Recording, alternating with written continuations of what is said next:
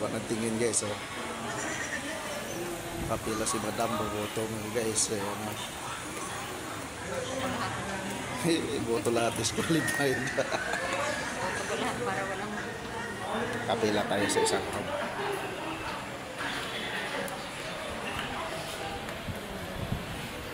Palima-lima yung pasok doon sa kabila mga guys. Sa final exam. Dito tayo ngayon nakapila. Tayo. Init na init, oh. lamig. Buti na. Bago yung electric pan eh. Anong buga, grabe yan.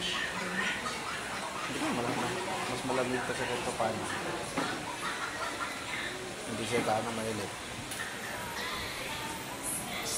So what's up guys? Boboto muna tayo. Ayan guys, nakaboto na tayo. Nantay ko si Mrs. Ayun pa. Kapila pa.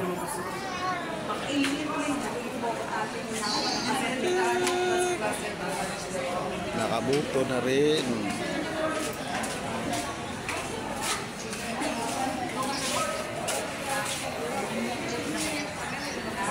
What's up guys? Boto na rin kayo guys. Hello mga guys, what's up? Kakatapos lang natin bumoto mga guys. Yan ha. Yes, Mrs.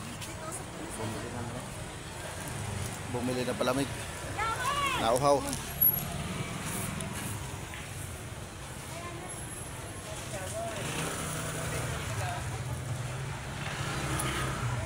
Kami sasakyan mga guys, oh.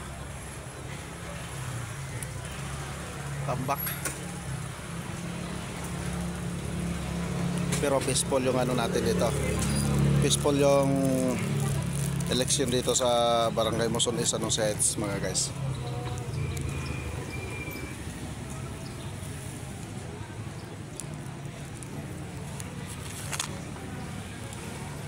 Parang wala lang eleksyon, tahimik ka tahimik.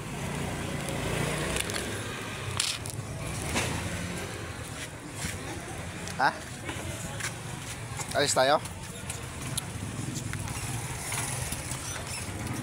Alas misis. Grabing init. Bakit mga? Okay, what's up guys?